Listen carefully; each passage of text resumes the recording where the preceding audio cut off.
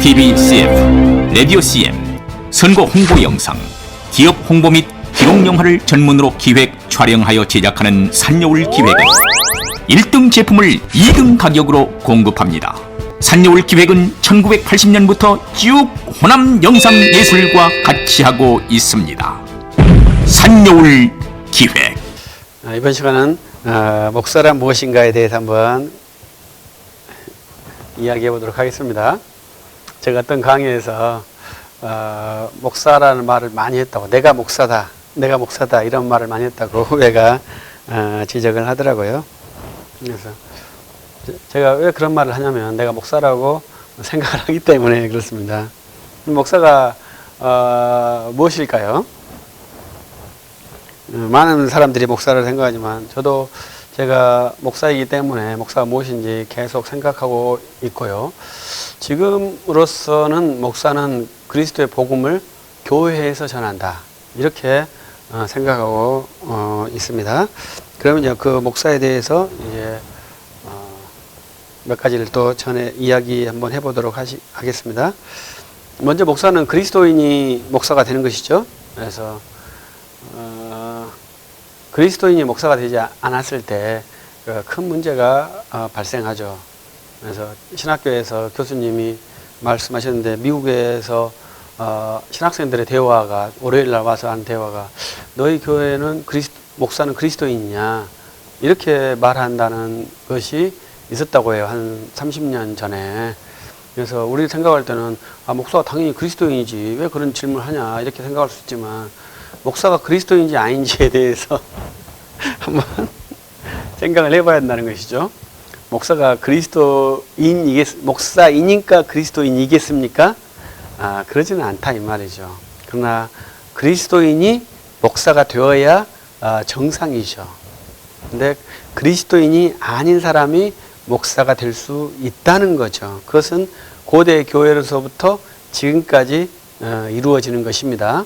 그래서 이단을 주장했던 사람들은 다 목사였잖아요. 근데 그 사람이 그리스도인이겠습니까? 그리스도인이 아니죠. 그러니까 우리가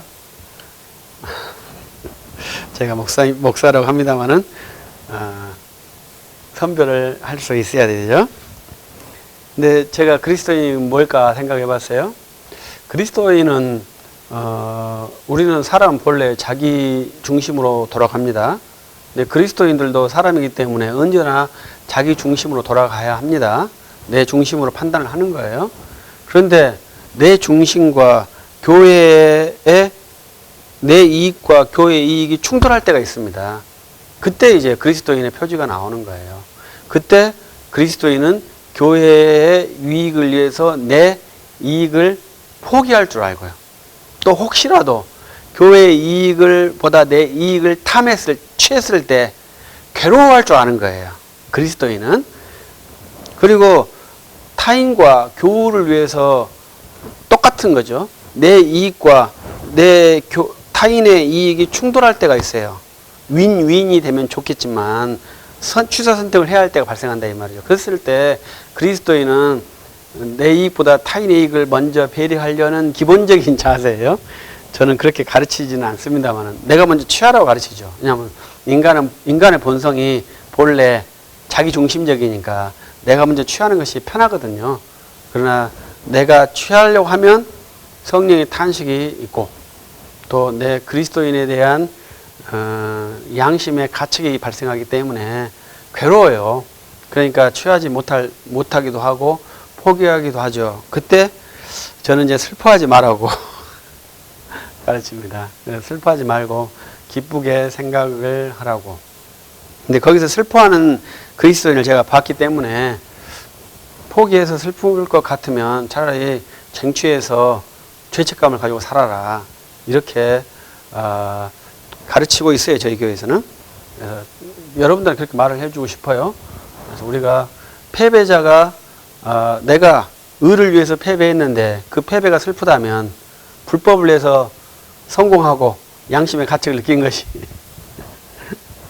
좀 더 낫지 않겠습니까?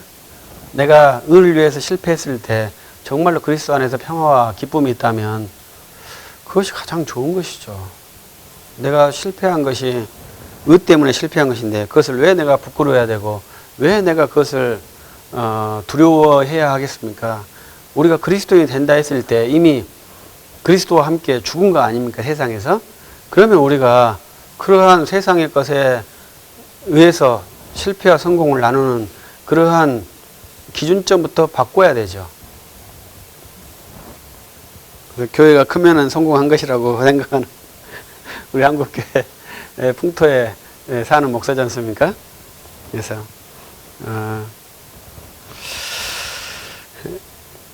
그리스도인은 그렇게 생각하지 않을 겁니다. 그래서 그리스도인이 소수자죠. 그러한 그리스도인이 많지 않죠. 그래서 그러한 그리스도인이 목사가 되어야 되죠. 성도들은 그러한 그리스도인으로서 목사가 된 사람을 사모해야 되죠. 그래서 성도들이 좋은 목사를 사모한다는 것이 저는 부당하다고 말하지 않습니까? 좋은 목사가 어디 있겠습니까? 좋은 사람도 없고요. 좋은 목사도 없어요. 그리스도인 목사는 있어요. 그러니까 그리스도인 목사를 사모해야죠. 그러면 좋겠다 생각하고요. 두 번째로는 목사라는 것은 16세기 종교개혁의 산물입니다. 그 전에 목사들은 원래 성경에서는 장로라고 그랬죠. 장로와 감독 이렇게 했고요. 중세시대 때는 신부로 바꿨죠. 그래서 신부의 기능은 복음 전도의 기능이 있는 게 아니고 미사를 집전하는 기능이 있는 것이에요. 그래서 미사를 집전해서 이렇게 딱 들어서 예수의 살을 만들어내는 그러한 기능을 한 사람이 이 신부, 사제가 하는 그러한 일이었습니다. 그래서 교회가 천년의 부패를 해서 도저히 복구할 수 없는 상태까지 왔잖아요. 그래서 전에서 성경을 해석해서 복음을 선포하도록 이렇게 교회가 체계를 완전히 바꿨죠. 그래서 그 복음을 전하는 사람을 프라이스라고, 사제라고 하지 않고 패스터라고 하죠. 그래서 그것을 패스터니까 목자라고 해야 된다. 이렇게 번역을 하기도 하죠. 근데 우리는 그것을 목사로, 이렇게 목사로 고착을 시켜서 사용을 합니다. 목자라고 해도 거기에는 반드시 가르치는 자의 기능이 있어요. 그렇기 때문에 특별히 거기에 사자를 넣었다고 해서 그것이 권위적이라고 말하는 것은 이 목자에 대한 기능을 잘 이해 못하는 거죠. 목자는 꼴을 주는 거잖아요. 꼴을 주는 것은 우리가 성도들에게 풀을 뜯다가 이렇게 공급해주는 그러한 사람이 아니잖아요. 이 말에서 나오는 언어의 행위로 꼴을 주는 거잖아요. 그건 분명히 선포고 가르치는 행위예요. 그렇기 때문에 목사에 대해서 유화감을 갖는 그러한 태도는 굉장히 불손한 것이죠. 그래서 저는 이제 장로교 목사인데요. 이 장로교 목사는 침례교 목사와 감리교 목사, 루터파 목사와 약간 차이점이 있죠. 그래서 저는 이제 우리 교회에 아직 장로님이 없습니다. 그러면 우리 교우들에게 우리 교회는 대한예수교 장로인데 우리 교회는 장로가 있을까요, 없을까요? 이렇게 물어보면 없다고 말하겠죠. 근데 우리 교회는 장로가 있을까요, 없을까요? 장로가 있죠. 제가 장로지 않습니까? 목사가 장로예요. 우리는 그래서 장로교라고 해요. 근데 우리는 장로교가, 죄송합니다. 그래서 장로교라는 게 아니라 우리는 목사가 가르치는 장로인데 이 장로의 기능에는 성도를 치리하는 기능이 있어요. 근데 이 치리하는 기능을 협력해서 한다는 게 해서 우리가 장로교입니다. 그래서 치리를 같이 협력해서 해요. 그래서 협력할 때 성도들이 뽑아서 선출해서 세워서 목사와 협력해서 성도들을 치리하게끔 하죠. 그래서 그분들을 치리장로, 우리는 치리와 가르치는 것을 겸하는 장로, 이렇게 해서 목사라고 하죠. 그래서 우리는 장로교 목사는 침례교 목사하고 약간 다르죠. 침례교 목사에는 그러한 치리 기능이 아마 없는 걸로 생각하고요. 감리교는 감독제도이기 때문에 그러한 치리 기능이 약한 걸로 생각을 합니다. 우리 장로교는 목사라 했을 때는 우리 장로교 목사, 그래서 침례교 목사, 감리교 목사, 오순절주의 목사도 약간 다르겠죠. 그래서 저는 현재 장로교 목사에 대해서 말을 합니다. 그래서 장로교의 목사만 있고 장로가 없기 때문에 거기는 장로가 없다. 이렇게 생각하지 말아 주십시오. 어디든지 장로교회에는 장로가 반드시 있습니다. 그것은 목사가 장로이기 때문에 그렇죠. 그래서 이 장로인 저는 설교를 하는 사람으로 신학교 훈련받고 노회에서 안수를 받고 교회를 개척해서 지금까지 진행하고 있지 않습니까? 그러면 이 설교하는 장로의 특징은 뭐겠어요? 설교를 만들 줄 알아야 되는 것 아니겠습니까? 근데 설교를 만들 줄 모르는 장로들이 있다는 것이 문제죠. 그런데 참 저도 아직까지도 특이한데 그런 분을 만나보고 싶은데요. 설교에 표절을 했다고 밝혀내는 성도들이 있더라고요. 그래서 저는 그 참 독특하고 놀라운 기술을 생각합니다. 그래서 그런 분들을 만나보고 싶어요. 어떻게 그걸 알았는지 궁금하거든요. 그래서 설교를 표절해서 하는 것이 한간에 좀 문제가 있지 않습니까? 그런데 저는 설교에 표절하는 것이 문제가 있을까 이렇게 생각을 해봤어요. 설교 표절이 문제가 있을까요?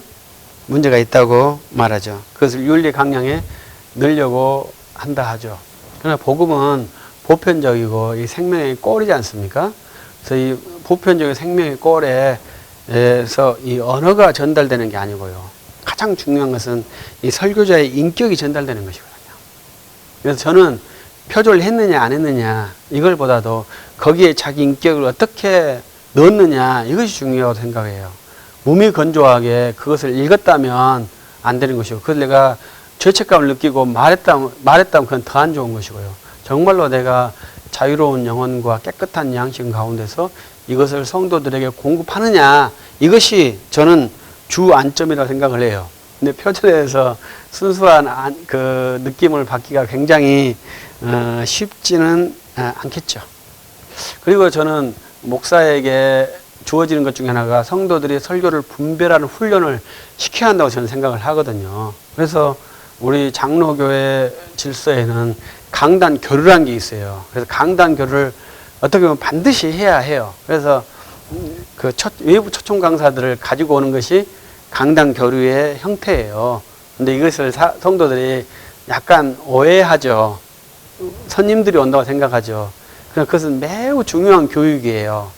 강단 교류라는 매우 중요한 교육이에요. 그래서 다른 교회에 오신 목사님의 설교와 또 우리 교회에서 했던 목사님의 설교를 두 개를 대조시킬 수 있는 그러한 교육 훈련이에요.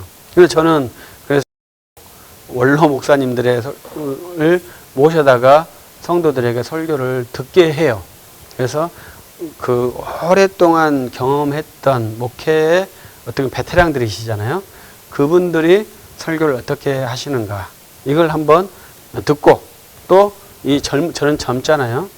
20년을 목회했어도 아직까지 젊는데 20년을 목회한 사람이 어떻게 설교하는가 이렇게 한번 들어봐서 그 분별점을 하라고 이렇게 강단교를 해줍니다. 그래서 계속 해주려고 노력을 해요. 그것은 우리가 여러분들이 방송 설교를 수없이 많이 들어도 분별하지 못하면 그것이 무슨 유익이 있겠습니까? 우리 교회 목사 설교와 방송의 수많은 목사 설교를 분별하지 못하면 어떠한 유익이 있겠습니까? 많이 먹으니까 좋은 겁니까? 그것은 맛도 아니고 그것은 돼지 같은 행동이죠. 절대로 그렇게 생각하시면 안 됩니다. 그리고 또 이것은 하나의 팁으로 드리자면 이건 좀 그 대형교회 목사님들은요, 제가 이런 말도 해요. 개척교회 목사님들의 사례비보다 더 많은 사례비를 연구비로 받을 거예요. 생활비는 빼고. 그러면 그렇게 많은 연구비와 지원을 받는 목사님의 설교가 나쁘겠습니까? 혼자 새벽기도, 신방 다 하는 목사의 설교와 일주일에 한 편 설교를 만드는 설교의 그 부담은 누가 더 클까요? 그럼 누가 더 설교 문장이 더 좋겠습니까? 상식적으로.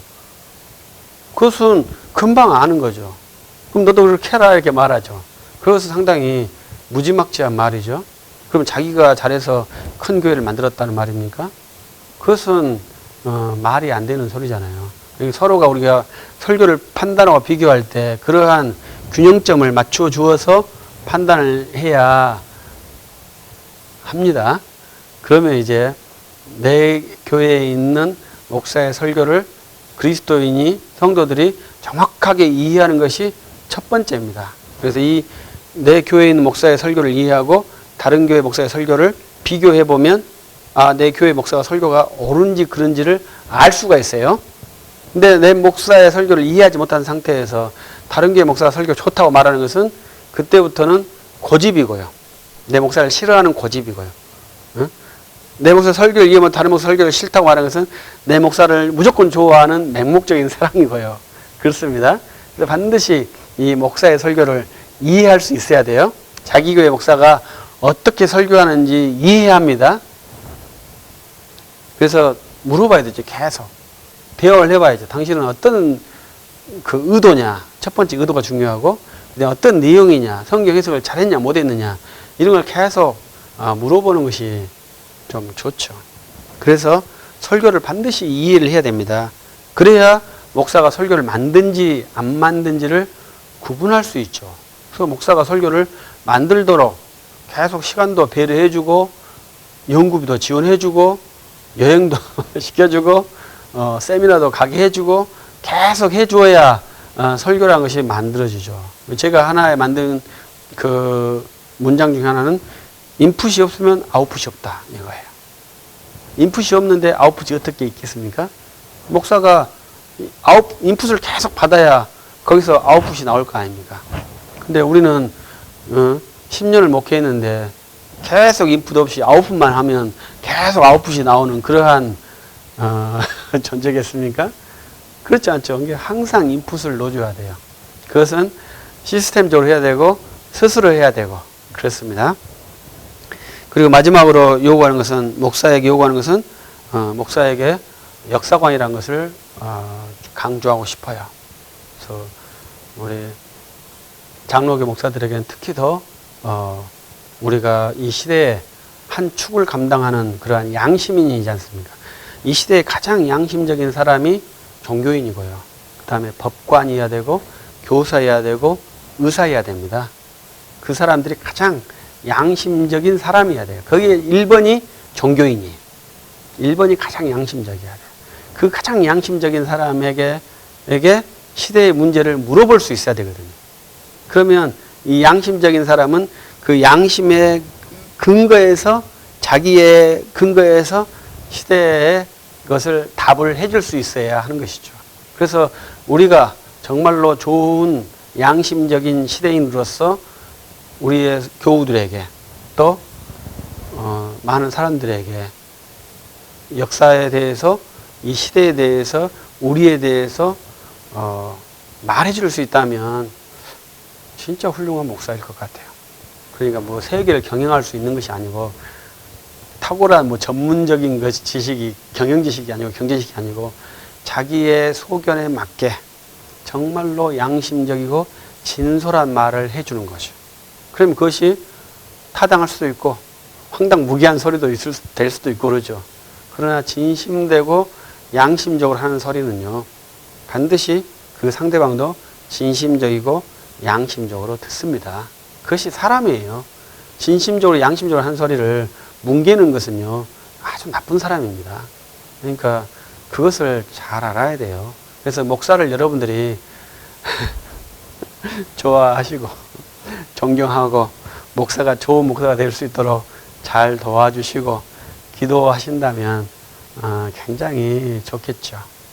스님들이 계속 목탁을 두드리시고 이렇게 불경을 외우시고 독경을 하시는 분들이잖아요. 우리는 계속 말을 만들어내야 되잖아요. 그게 달라요. 근데 우리 목사님들은 새벽기도, 3일반, 주일 오전 오후 신방 계속 말을 만들어내야 되잖아요. 그건 상당히 힘든 작업입니다. 근데 그것을 잘 할 수 있도록 배려해 주시고 지원해 주신다면 목사가 설교를 표절하는 일은 발생하지 않겠다. 이러한 개인의 소견입니다. 그래서 목사를 여러분들이 많이 사랑해 주시고 존경해 주시고 목사가 복음을 전할 수 있도록 많이 지원해 주시기를 바랍니다. 마칩니다. TV CF, 라디오 CM, 선거 홍보 영상, 기업 홍보 및 기록 영화를 전문으로 기획, 촬영하여 제작하는 산여울 기획은 1등 제품을 2등 가격으로 공급합니다. 산여울 기획은 1980년부터 쭉 호남 영상 예술과 같이 하고 있습니다. 산여울 기획.